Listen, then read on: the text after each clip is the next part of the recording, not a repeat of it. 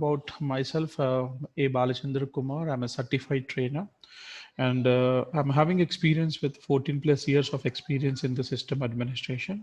I'm working. I mean, I'm a freelancer here, and I do a tech consulting work here based on Linux, based on Unix, right? And apart from this, I do trainings like most of different types of trainings, whatever it is available in this market. We call it a corporate training or a classroom training or online trainings. I'm just doing all this kind of trainings here. And coming to myself, I'm, you know, I can introduce myself to all this. I mean, this are all the technologies I do it, like coming to Red Hat Ansible, Red Hat Enterprise Linux for RHCSA and RHCE. And apart from this, the Unix flavors also I do deal with Solaris, IBM-AIX, and I also deal in Veritas suite, which we call it as Veritas volume by that cluster.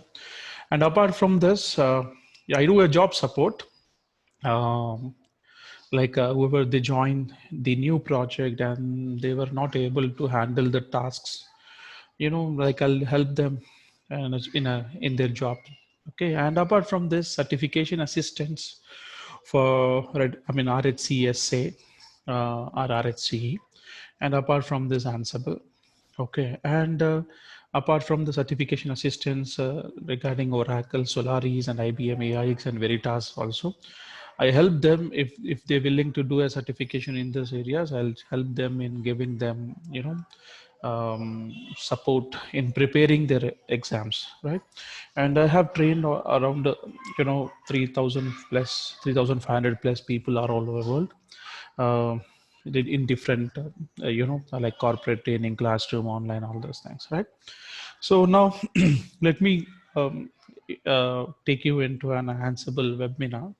So like, first of all, I'll go with a small introduction about like what is Ansible, right? Actually, you all know that basically nowadays a lot of automations are going on. There are many tools we have.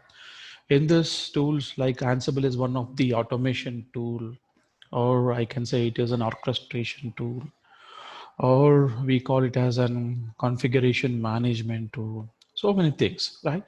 So why this all things comes here, we will discuss about it. So basically, I want to give a small introduction about the Ansible tool here. Basically, Ansible is an open source automation tool. Exactly, it was actually introduced in 2012 by Michael D. Hans. But what happened is from 2012, they developed it. Michael D. Hans has been developed it, and it has been open source automation tool, right? But in 2015, Red Hat has acquired this Ansible, right? And the goal behind why they acquired it, the Ansible, because they have taken this Ansible and they're developing into something called for an enterprise level market, which we call it as an Ansible tower, Ansible tower here. So here, the Ansible team over sees the core Ansible development and provides services and extra tooling such as Ansible Tower.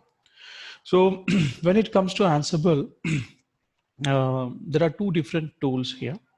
One is Ansible Engine, another one is Ansible Tower. And Ansible Engine is purely a command line tool, and Ansible Tower is purely a web-based UI, right? We will be discussing detailedly about Ansible Tower also. Okay, so let me take you into the next slide here.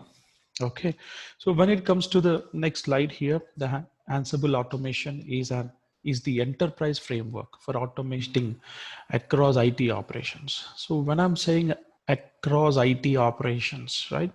So as a,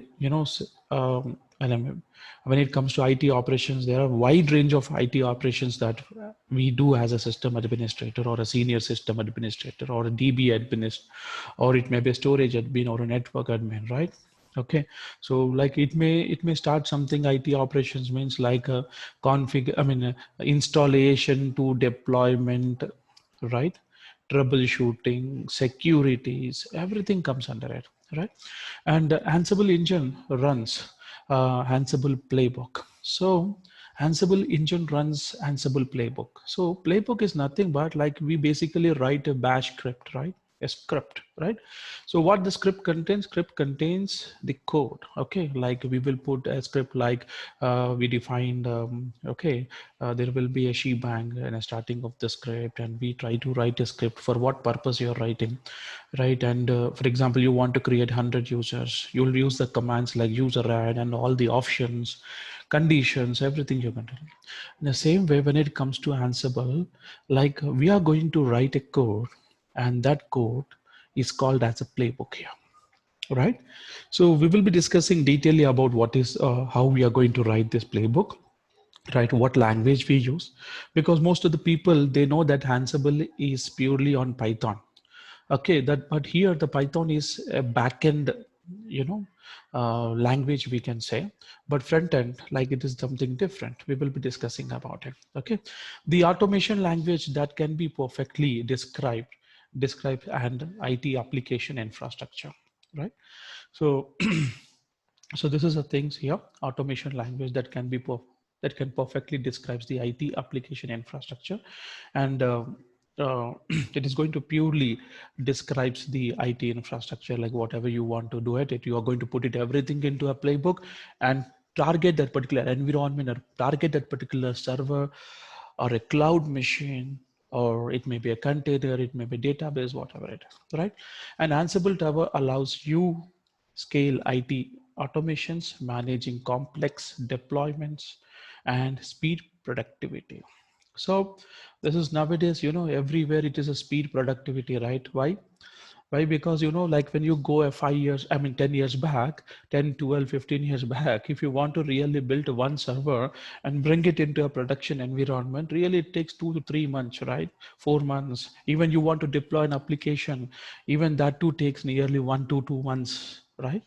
So now no customer is going to wait, nowadays it's all, instantly people need it. So you can use this, automation tools, or you can use this Ansible Tower to have a speed productivity in your environment, right? Because when you go like before these automation tools, we used to do all what we say, manual tasks, right? Give me 1 minute.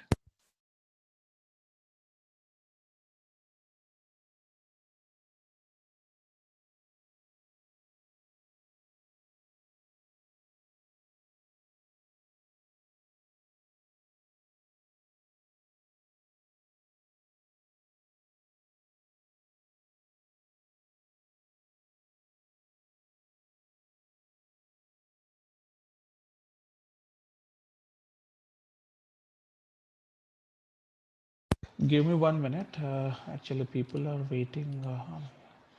Sorry, everyone are online. Oh, sorry, they're all.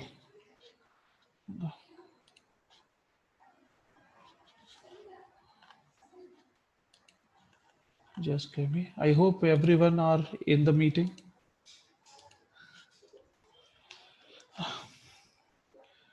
Hello. It's audible. I think everyone are in the meeting. Okay, fine. Uh, Let me minimize this. Sorry. Right. So let me take you. So this is basically the Ansible, what we say. Uh, this is what we are discussing about the speed productivity, right? So this is the things here. So when you go 10 years back or 12 years back, when you want to perform any task, it is totally a manual task. We have to do a lot of manual things on the, on a server, on a database, whatever you want to do. But nowadays, we don't have that much time. The server, the client asks you a machine to do some testing, and we need to provide that machine very instantly. And providing that machine physically, it is not possible. People are running some scripts, or they're automating the task to create a virtual machine or a cloud machine, and immediately providing it to the testing or deployment, whatever it is, right? So this is how exactly it's going to work, right? Now let me take you into this, like why Why most of the time people have a doubt, question why we have to go for Ansible, because they're already using Puppet, Chef, right, and Jenkins, so many other tools we have. Why people want, why they have to come to something called Ansible here, right? So very simple on three important things here. One is simple, second one is powerful, and the third one is something called agentless we call, right? So whenever I'm just saying agentless, whenever I'm saying something called agentless here, very simple. Um, Whenever I say agentless, we will be discussing here. First of all, simple. What is simple here? First of all, here human readable automation, no special coding skills needed. So you should know what is this human readable automation. No special coding skills are required. No need to learn Python. No need to learn Ruby, Rail, or no need to learn any kind of languages also here, coding languages. Why? Because we are going to write a playbook in a very simple language that is called as YAML, YAML, right? And whenever you're using that, it's a normal data structure language. It is something like how you write a text in a document, right? In the same way you're going to use it. But we need to follow some rules, and I'll be explaining what are that rules, right? This is the benefit here. And task execution in order, usable by every team to get product quickly, right? So there's a things here. So anyone can use this code and they can automate their tasks, right? Their code is reusable, right? Based on your environment. Then the next one is powerful. Why we call it as a powerful? This Ansible can be used for application deployments. Like you want to deploy some applications like Oracle, SAP, MariaDB or Java, anything can be deployed in hundreds of machines using this Ansible. And the configuration management, and we can go for workflow orchestrations and network automations and orchestrate the app lifecycle, right? So because of this powerful capabilities, Ansible is more used, right? So you'll ask me whether this powerful capabilities, whatever we are talking here, is this not with other tools? Yes, we have, but we will be using different automation tools for different things. For configuration management, we use some tool. For workflow orchestration, we use something. For network automation, we use something, right? But what happened here is the entire automation is been wrapped into a single tool. Okay, that is nothing but Ansible here. Okay, so this is a benefit here. So Michael Dehans has put everything into a single tool, right? I can say from development to pre-production and production, everything it is going to support, right? So this is the benefit here. And when it comes to the agentless here, when you go to a Puppet and Chef, they are purely an agent based, right? So you need to install the agent to communicate with the Puppet server, right? But whereas when it comes to Ansible, it's agentless. It uses a known service that is nothing but SSH, right? If it is Unix and Linux, we will use SSH. If it is something Windows, we try to use WinRM tool to communicate, and it's purely a secure way of communicating, because you are all, I know, like aware of this SSH, right? But when it comes to WinRM, basically we configure WinRM in such a way it built in with SSL, so it provides a secure communication between your Ansible server to the Windows, right? So this is the, like, this is the why, like, people are switching from other automation tools to Ansible. Okay, and I can say one of the biggest advantage here is agentless, because no need to tell anyone how many clients you are maintaining. It's a agentless, right? So this is basically now. Yes, please. Yeah. Yes, you can. Hmm. Yes, for Windows patching, yes, we can use it for Ansible. Ansible can be used for patching also. But only thing is there are hundreds of modules for everything. Okay, like based on these modules, yes, we can use it. But I am not covering more onto Windows. Is I have gone through it. It is possible. It is possible. Yeah. Now, what can I do using Ansible here? So already we discussed do this like orchestration, configuration management, application development, provisioning, continuous delivery, CI/CD, and security appliances, right?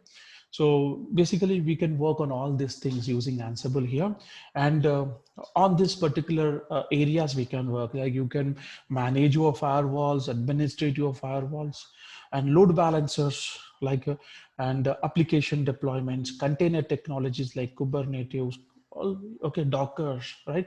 Even we have so many cloud technologies, right? AWS, Google Cloud, Azure, Cloudera, so many cloud technologies we have, not one, two. There are nearly dozen of cloud technologies we have on the industry. It supports all the cloud technologies to automate. Server infrastructure can be automated, storages can be automated, right? Network devices, because as you see, whatever the server infrastructure you see, you will also see that much big network infrastructure, right? We have a switches, routers, firewalls, right? So you can automate anything. The entire infrastructure, entire data center can be automated using the Ansible, right? And let me take you into the other slide here. Okay, so these are all the technologies that we can automate. I'm just putting it as the vendor wise. When we talk about the cloud, we have Azure, AWS, Google, uh, OpenStack, OpenShift, right?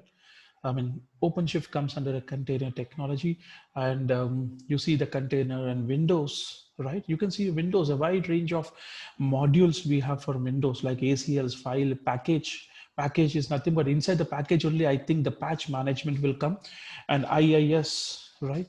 And network, when I talk about network, there are a wide range of vendors who are supported for you know network, okay, and DevOps, okay, net monitoring tools. There are many monitoring tools we have, storages, operating system. These are all the things we have, right?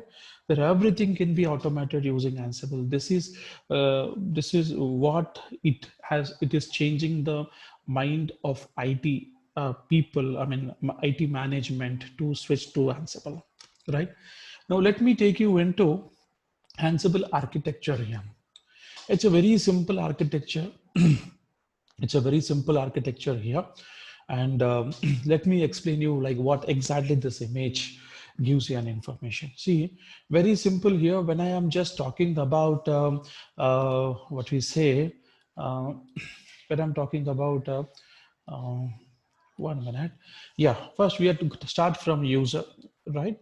So whenever I'm just talking about user, like nothing but Ansible user who is trying to, automate something by writing some code. Like writing some code is nothing but writing a playbook, right? So basically the user, maybe it is not, he's not a root user. Remember, he will be a normal user on a Linux machine. Okay, and maybe he may be a DevOps user, or he may be we create a user with the name called Ansible, or okay, this is basically how it goes on.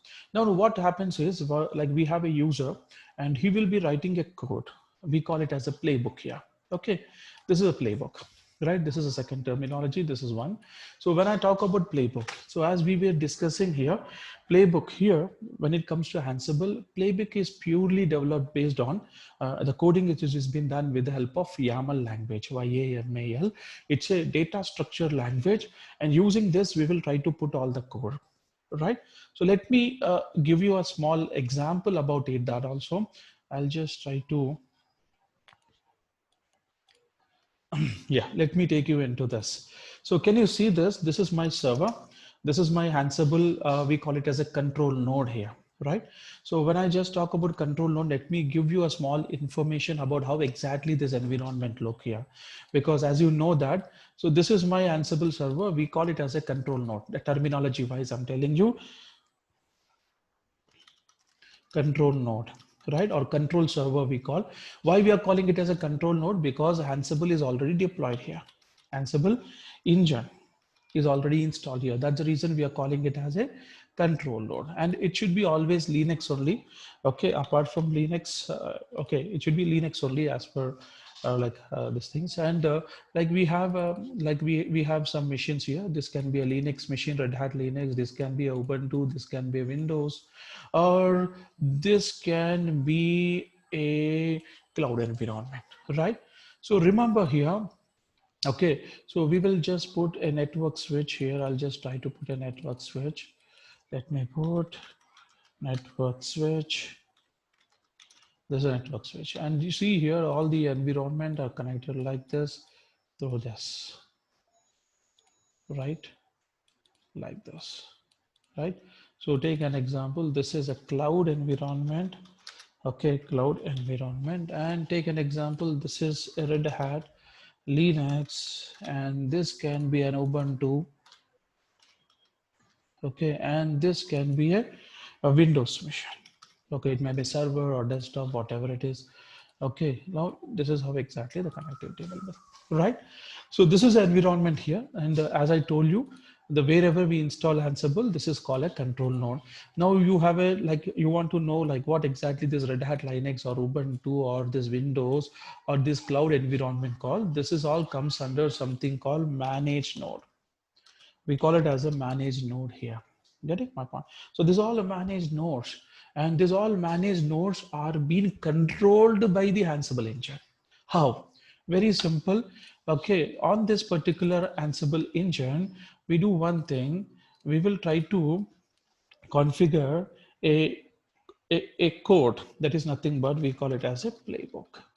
And remember, a playbook is purely based on YAML, and it is nothing but a data structure language,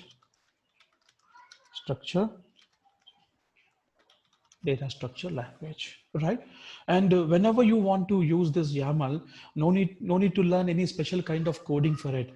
We need to just follow some rules here. What is that rules is? Very simple. Whenever you are trying to create one playbook, take an example. I want to I want to create one user. So I'll just put the playbook name as user add dot YAML, right? It should be in this extension .yam, or it should be YAML. Okay.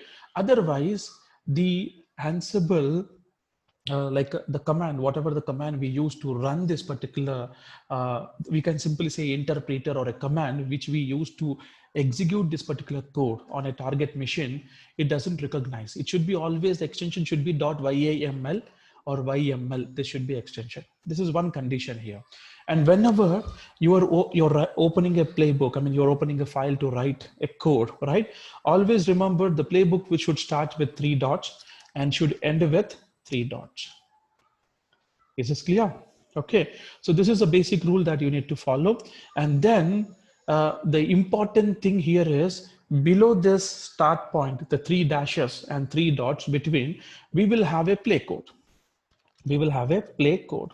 So what is this play code contains is very simple. The play code, whenever I'm talking about a play code, even for writing a play code also we have some rule here. What is that is we need to follow tab space indentation. So you'll ask me what is this tab space indentation? Because we should not use space, we should use a tab space here. So basically whenever you press a tab, how many spaces it provides? I know 8 spaces it provides, right? But whereas you need to adjust this tab space on the Vim, okay, to only 2 spaces.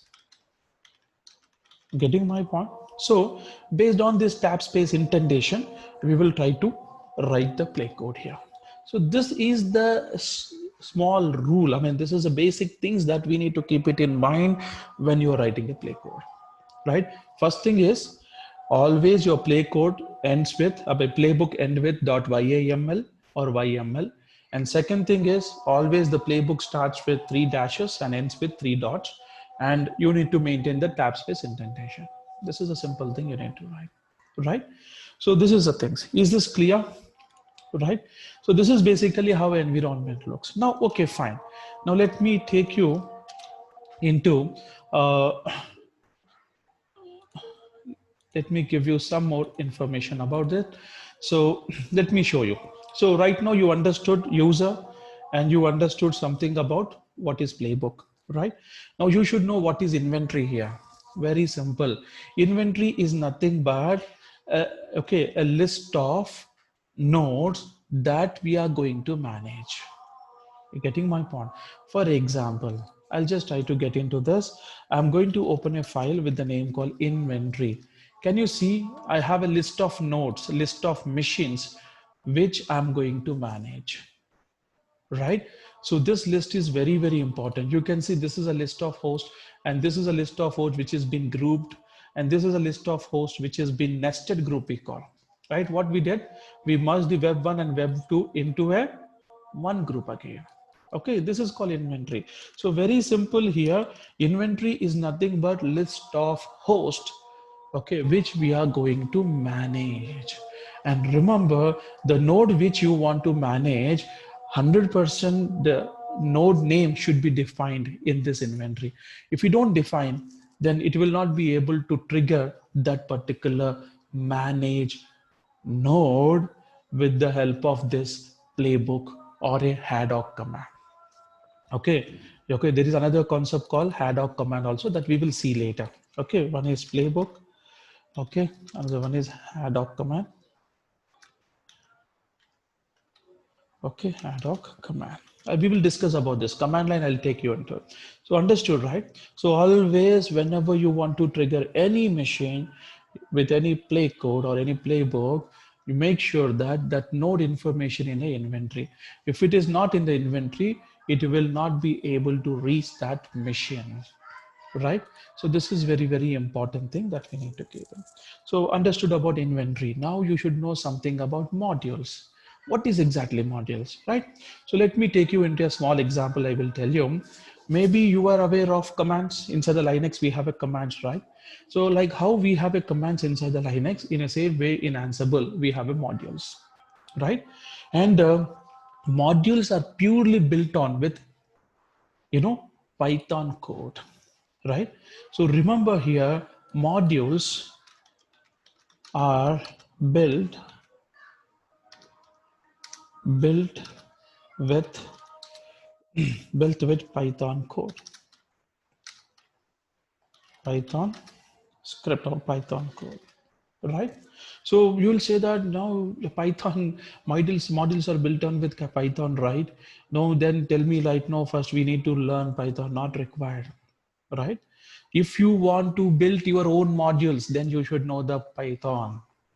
Okay, we are just going to use an existing modules that is provided by Ansible, that is provided by Red Hat, right? So right now, when it comes to our Ansible engine, like I can just show you Ansible hyphen version. This is a command I try to run, and it will show you the version of Ansible. Can you see this?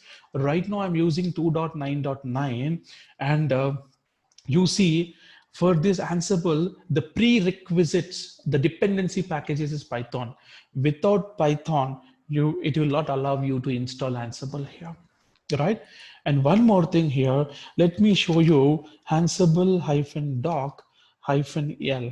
Okay, so basically this L is nothing but listing all the modules that is available on your Ansible engine on this particular machine, right? So these are all the modules here, like how we have a commands, like this we have a modules. Can you see this? This is all the Azure AWS modules. Okay, now I will just try to show you how many modules it is being provided with 2.9.9, we will say. I just try to use a filter here. Right now you have a 3,389 modules we have here, right? So this is this is like the modules that is being provided. I'm telling you, there are thousands of modules are being developing. People are developing. Some are in community level, modules are developed. Okay, some are core team is developing, right? Core team means which comes under Red Hat. Okay, community level means because Ansible is an open source, anyone can develop. Who know the Python coding, you can write your own code and try to develop the module, Getting it? So this is the things. You can develop your own code for your application, for your tool, for your switch, router, storage, whatever it is. Okay, take an example. Your company is building some new application. You want to automate it, right? You want to install, you want to manage, you want to administrate it. You can write your own code for that, and you can put it here and you can use it, right? So this is how exactly it is going to work. Is this clear? Right. Now you understood what is module here. Like, and one more thing here, one more thing. When I'm talking about the module, I'll just compare with module with command. Command has options, options. We have a options. Command has many options, A to Z options. Like this command, module has arguments, or we call switches, right? Every module has many switches. Whenever you are trying to use a module, always you need to see a documentation, like how do we see a man page for a command. In the same way, for a module also, we have a documentation. We need to look into a documentation and understand which switch will work for particular tasks, right? So this is very important. And let us discuss something about a plugin. So you'll ask me, what is exactly a plugin here? What is the role of plugin here? So plugin is nothing but very simple. Like we have a module, right? We have a module. So module provides you a limited, options, and you want to enhance these options. We go for something called plugins. So plugins, which is going to gear up, or it is going to enhance the features of your module here, right? Now, next we are going to talk something about API. So what is this APIs? Take a small example. You are having an Ansible engine, right? Let me give you a small example on this. Take an example. You want to interact to the cloud, right? So cloud means, as you know, that AWS console is there, and you are on Linux machine. And what we will do, we will try to, configure a playbook so that you can interact with the cloud APIs, right? Getting it? It may be a cloud API, it may be a virtualization API, right? So like we can say the APIs are used to interact with API to API interactions will be there. So this is the advantage of the API here, right? Then apart from this, like you can just see, there's another important thing here, that is about public and private cloud also can be managed from this Ansible. And we talk about CMDB, that is called configuration management database. Like we can say like BMC. There's so many tools that we have, right? Red Hat, Satellite, ServiceNow, Kobler, right? That's all you can integrate with the Ansible also. And using this Ansible, these things, you can manage your host. That's nothing but servers, or a bunch of servers in a rack, or networks, or cloud. Anything can be managed and administrated here, or can be automated here. Okay, so this is basically a small introduction, I can just say, regarding the this architecture, right? I hope you all understood about this, how exactly the Ansible architecture, and we can also say this is comes under terminology also, right? So now as this is all about the Ansible engine. Now, as I told you, right, Ansible engine is used only for a small environment, right? Like if you have a big environments, enterprise level environments, we call, like where we have a 10,000, 15,000, 5,000 servers, right? Or thousands of servers. In using engine, you cannot manage that much big environment. So Red Hat recommends you to go for something called Ansible Tower, right? So when I just talk about Ansible Tower, Ansible Tower expands, Tower expands automation to your enterprise, which provides you a control, knowledge, delegation, simple, powerful, agentless, we can say. And okay, so this is important. Control is nothing but scheduling and centralized job. You will have a centralized console, right? Like like I can compare this centralized control with console with, like when people work with VMware vCenter, it's a centralized control console where all entire frames are being interlinked there. So we can say such a kind of thing here. And knowledge, like visibility and compliances, delegation, especially this is a role-based access. Role-based access is, people who are working in Linux, I know that you are aware of sudo. but people who work in Unix, they are aware of roles, right? We have to create a role, attach it to some user. So like this it goes on. Okay, and simple, already we understood like what is simple, YAML language, and powerful design for multi-tier deployments and agent-leds, because we use all SSH and WinRM. This is the thing, right? And one more thing I want to tell you here, when I compare with other tools, right, Ruby and Rail, I mean, and when I talk about Puppet and Chef, I told you it is agent. It's agent-based tools, right? And it is, like it is not. It comes under a tool called pull mode, right? Agent will pull all the work, but Ansible is push mode. We just push the things from the control node to the manage node. That is also one important thing here. And when it comes to what does Ansible Tower provide, like RBAC, push button, and RESTful APIs, like you can access everything from the browser, and workflows. You can have a multiple playbooks, and you can set the permissions on the playbooks for a particular user, particular group, particular domain. Yes, and enterprise integrations, like you can integrate this with AD, authentication per centralization, right? And centralized logging. Those are things. And let it come to the demo part here. So I just want to show you some information about the basic Ansible here. So as we were discussing on this MS Paint, like the machine where you install Ansible, it is called control node. So this is my control node here, right? And on this control node, I logged in as a user called Ansible. I switched to the Ansible user. I'm on the directory called project, right? So project is a directory. Inside this project directory, two major configuration files that we see. One is inventory. Just now I showed you. Inventory is nothing but a list of nodes that we want to manage. This is an inventory. Then apart from inventory, we have a configuration files, right? We have Ansible CFG file. And remember, when I just talk about Ansible CFG file, it contains it is divided into two parts here. One is defaults, another one is privilege escalation. When I talk about defaults here, in this defaults, the first important parameter is inventory name, right? Because you're running a playbook or ad hoc command, it is going to hit this inventory file with the help of this Ansible configuration file via this Ansible configuration, right? So we have to define the inventory file here. If you don't define it, then every time you need to put an -i option to interact with that particular managed node. Okay, you have to put the -i followed by the inventory file name, right? And we are going to connect to the remote machine as what user? Ansible user. And ask password, I made it false. It should not ask the password. And we are going, if you say that if it should not ask the password, what I need to do? You need to configure SSH key-based authentication. I think most of the people, they are aware of what is this SSH key-based authentication. Generate a key on the control node, copy onto the managed node. Then it never asks the password. It creates a trust between these two machines using this key, right? So this is the thing. And apart from this, like we talk about privilege escalation here. So become true. When I say become true, it is going to take sudo, and it is going to use the root privileges and perform the task, right?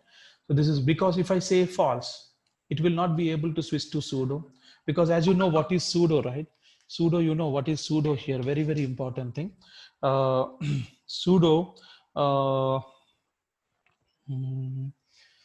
when I just talk about a sudo, like when you want to give a user, uh, you know, user to run some admin commands as a normal user, we try to provide a sudo switch user do, right? So what we are doing, we are allowing, we are taking the, this user Ansible user will have a sudo privileges, and it will try to, and that sudo also, it should be, it should not ask the password. Okay, how do we enter sudo configuration, right? So let me, most of the people, they know it, but still okay, I need to say sudo sudo followed by this. So I can just show you a small example here. So this is the entry, how do we put? Can you see this? The same thing we put on the remote manage nodes, and we will try to work, right?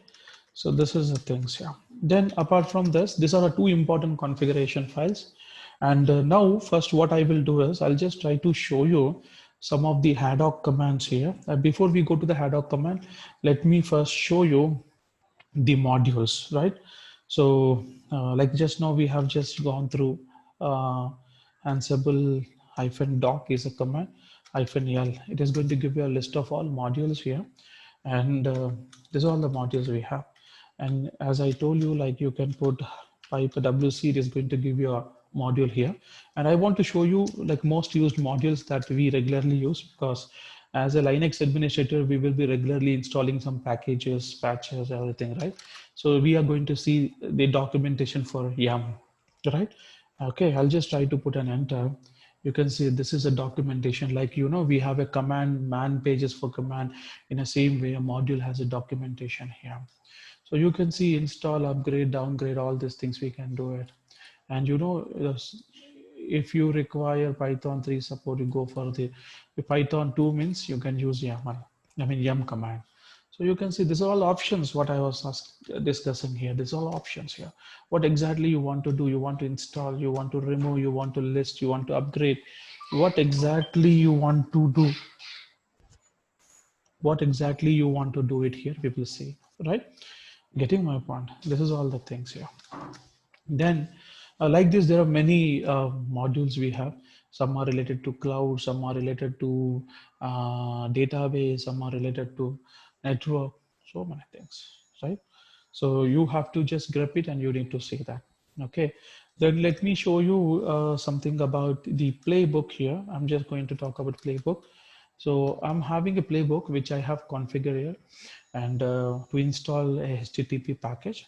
So this is the model of playbook here. As I told you, right, it should start with 3 hyphens and it should end with 3 dots. Can you see this? And this is a playbook which contains 2 plays, right? This is a play. This is called play, and every play has, you know, 1 or 2 tasks or many tasks we can have, right? So this is how exactly. So what I'm doing here, I'm just putting a description here about the play, saying that deploying a HTTP package on a managed host, and I'm just putting web 2. Web 2 is nothing but server 2. Okay, server B. And task I'm putting, this is the first task. Name is nothing but I'm putting a task description here, install HTTPD, and I'm just trying to use a module called yum here. Can you see this?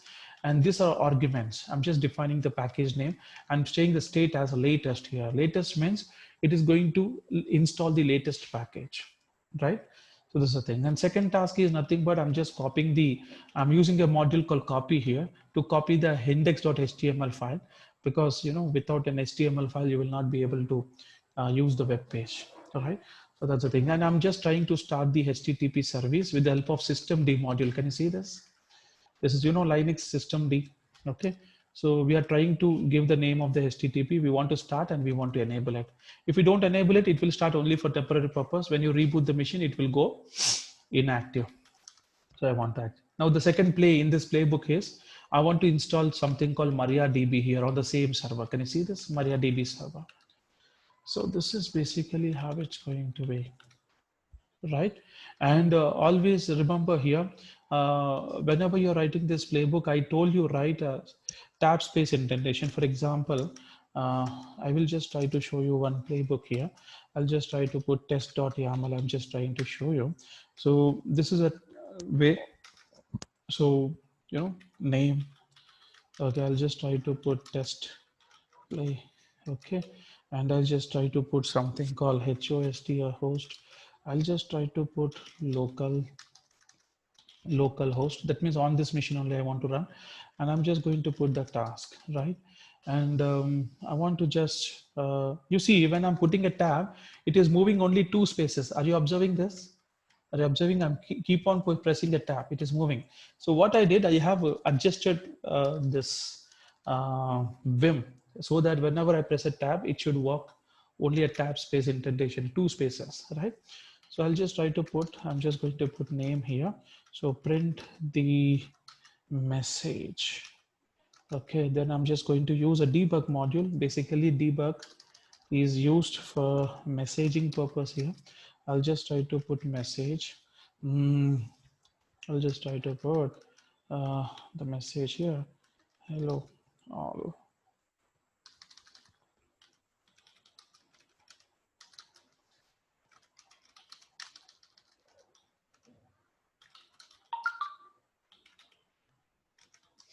right? I just want to print this. Now just me run this. Okay, so see here, nothing. It's very simple playbook here.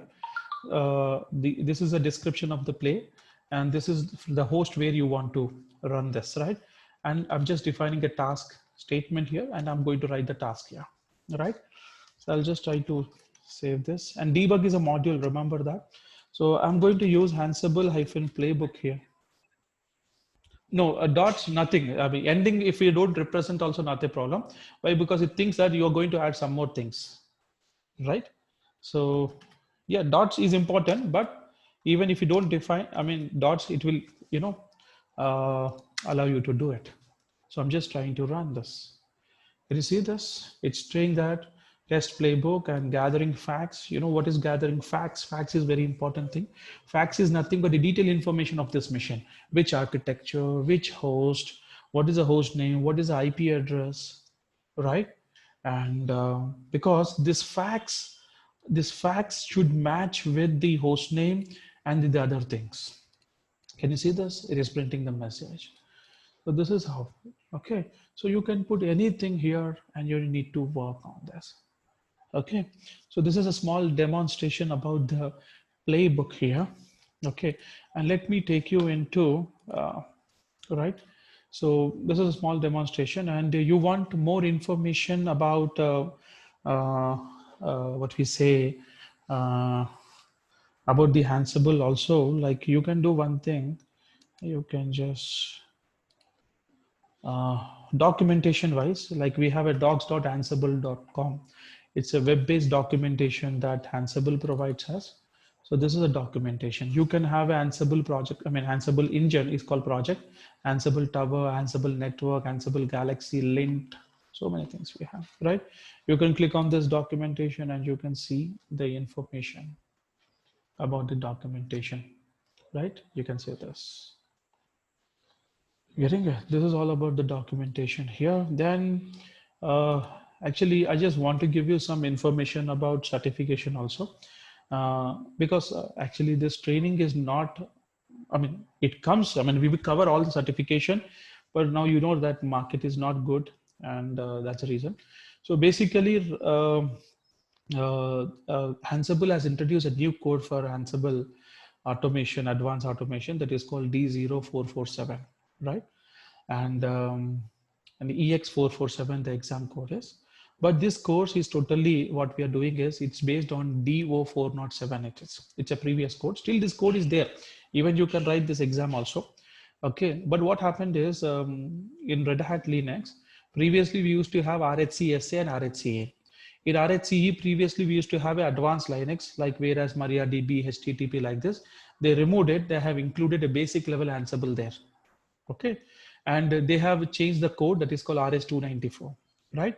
So last year what happened is when they introduced RS294, RS294 and D0407 has the same content, right? So now what happened, if it is having same content, people are getting a lot of confused here. Why? Because RS294 and D0407 is the same content, and which one I want to go, right? Should I go for RS294 or D0407? So like most of the people, they went for D407 only, D0407. Why? Because it has a lot of weightage compared to RHCE, right? It's a specialized, right? Advanced, that's the thing. But what happened, because it is same, they have changed the pattern and they removed the code and they are coming up with the new code called DO447. And I don't think still the code they introduced, but nowhere in the industry people are providing this kind of training. We don't have exam right now also because of this COVID. So there's all the things, yeah, right? And if you have any doubts, you can ask me, and based on that, I will try to answer your questions.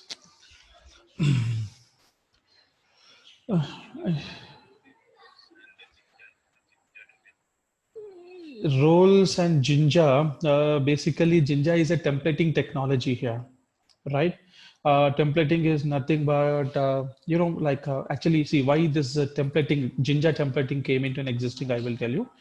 Basically inside the Ansible, like we have two modules like block in file and line in file. So which we use we put 2-3 lines is a block of data. We are going to put a pair of data, and we have something called file inline when you want to replace one single line, right? So Jinja template, which is, which is we are going to do more than this. Okay. So Jinja template is like you want to configure a HTTP server, right? So we are going to configure a template, okay, for that. And we will try to use a template module to copy that onto a remote node. The configurations, right? Sometimes configurations you want to define host names. It dynamically collects the variables and puts using this templating. It will try to configure that particular configurations. This is major things about the Jinja templating we go over, right? And apart from this Jinja templating, like you're asking about roles, right? So basically, when I just talk about a playbook, right? Playbook has a lot of code. Like exactly, we did not discuss all these things. Okay, a playbook like this is called playbook. Whatever it starts like this and ends with like this is called playbook. Basically, this is a terminology, but the playbook contains multiple plays. You can have multiple plays here. So what is this multiple plays? Installing HTTP, installing MariaDB. Installing MariaDB is not sufficient. You need to start, you need to configure, you need to define securities, a lot of things we have. That means each play will have a minimum, I'm talking about minimum one task or many tasks. One task or many tasks it can be, okay, or multiple tasks it can be, right? Multiple tasks. Right. So now what happened?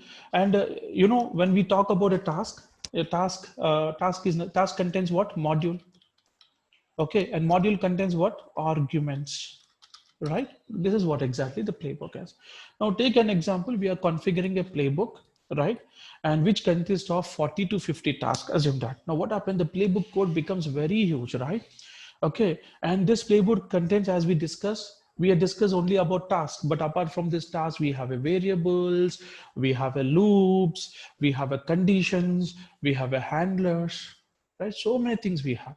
So what we are going to do, Jinja templates also there. What we are going to do is putting all these things into a single playbook. What we are going, it becomes a huge one. And if any errors happens, it is tough to troubleshoot and track it out. That's the reason what we are going to do is we are splitting this particular playbook into a small code. That is nothing but a role here. Getting my point? Okay, that is nothing but a Ansible roles.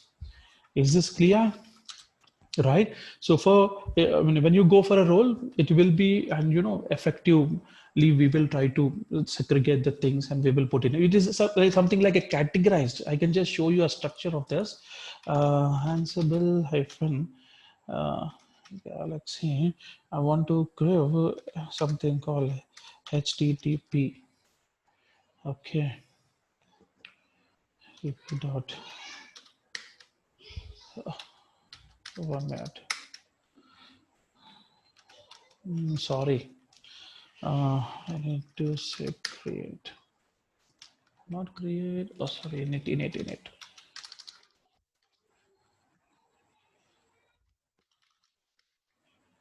So it has been created, right? I'll just try to say ls. You see there is something called HTTP. I'll just say tree HTTPD. Okay, we don't have that command. Okay, let me take you into HTTPD here. And this is a tree structure of you see this task. We will put all the tasks into a task. We will put Jinja templates into a template. We will put variables into variables here or here you can put, right? You can define handlers here. Getting my point? So this is basically how you segregate and put it here. So this is basically how the roles are going to have. Okay, is this clear?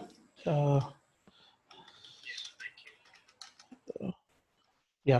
So still any doubts you can ask me. Okay, I don't know. There's some problem with the repository. Okay, fine. That I'll do. So any more doubts you can ask me. Yeah, please. Yeah. Red Hat certification exams only, like what we have discussed just now. The slide what I showed is that is Red Hat certifications only. No. That's all scenario based. Red Hat, any exam you take, it's totally a scenario based. They will give you a questions in a way like you have to perform it on the machines. It's not a multi-choice question. It's a, yeah, it's a lab only. Of course, you can do it in two ways. You have to do it lab wise, and you can do it. But we are not going into that lab wise because we don't have that all scripts. We are just concentrating on the training. Okay. Exam pattern. Um, yeah, lab kind of exam. Yes, you're right. Okay.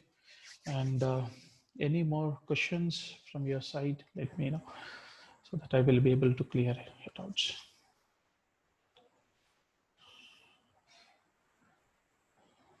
So yeah. Now tower, I just try to give you some knowledge on the tower. Okay, I'm working on it. So actually, tower. I don't know like how much I can give you, but I'm not promising. But still, I will introduce tower in this training. Okay, in every training, I give some information about tower, like how tower works, how do we configure inventory there, how do we add a node there, right? How a how the cloud environments has been attached to the tower. This kind of small informations I'll try to give you, where the play code is being stored, right? Small things I'll to give you, like how do we create a user, how do we create a role for him, how do we give a permission to it. These things I'll give you. Okay. Lab means, see, lab is with me only. You can just see, I'm just having a lab on my workstation only. This is my Ansible lab. Can you see this? This is a control node. This is a managed nodes. You can see two are Red Hat Linux. One is Ubuntu, another one is Windows. Okay, this is the things. Otherwise, if you say that, boss, I don't have that resources on my laptop, nothing to worry. We can configure everything on AWS cloud. That's not a problem. If you have, because minimum 8 GB RAM is, if you have, then we can go with, we will not work on all the machines, right? See, our major concentration is only on Red Hat Linux only. This training is purely on Red Hat Linux, but Ansible is used on heterogeneous environment. I also cover Ubuntu, I'll cover Windows little, and I will also cover AWS cloud also, right? I'm having some machines on the cloud. How do we integrate that cloud? Right? We need to configure something called dynamic inventories for that, how this dynamic inventory will work. Yes, we will be going on to that. Okay, even yeah, this is all the things. Yes.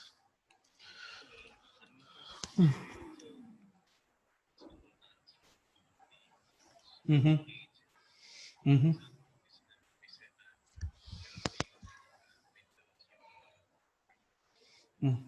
Mm-hmm.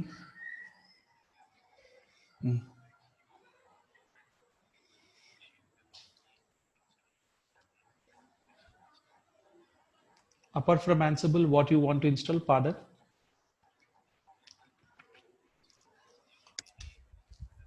Mm. Mm-hmm.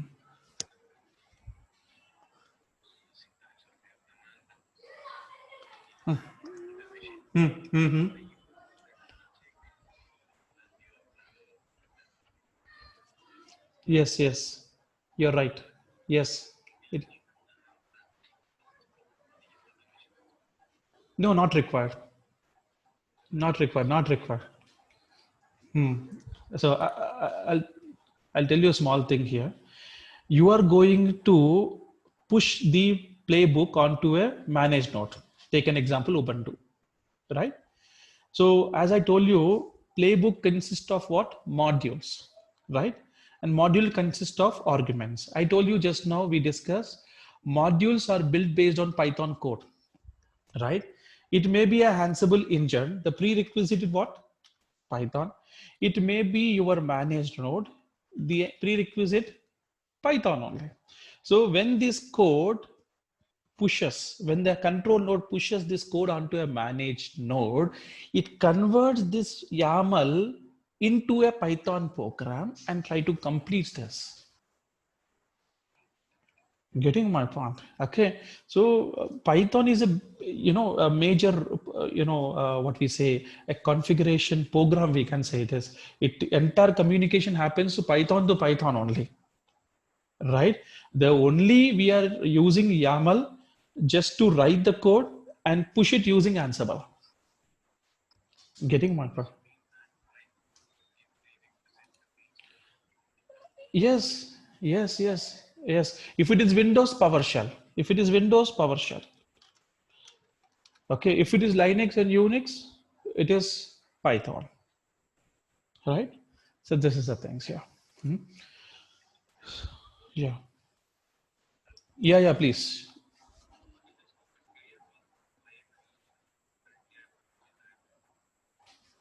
Which administrator? I. Mm, and I don't know which category it comes. I mean, it's cloud.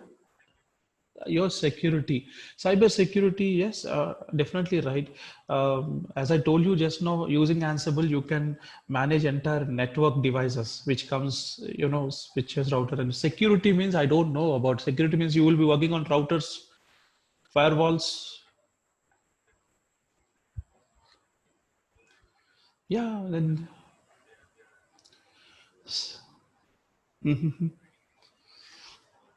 because I am not into more into networking, but I know that it is possible.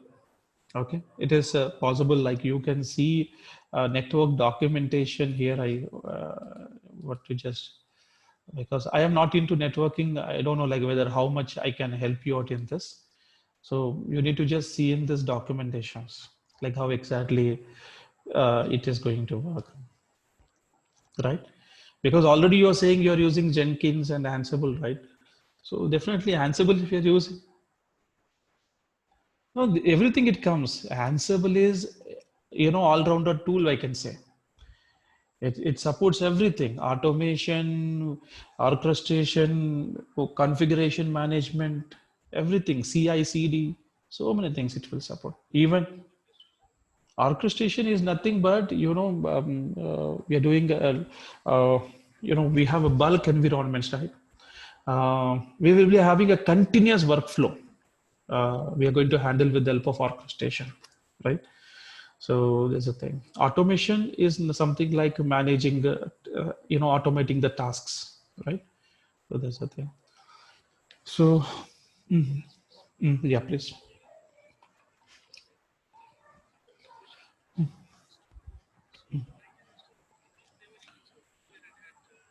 Right now we are just doing on Red Hat Linux only. Maybe it is there for Windows also because even Windows automation. Yeah, it is there. It is there. It is there because it's open source, right? It is an open source. Even right now, I don't have anything from Red Hat. I'm using a EPL repository to download the Ansible and install it.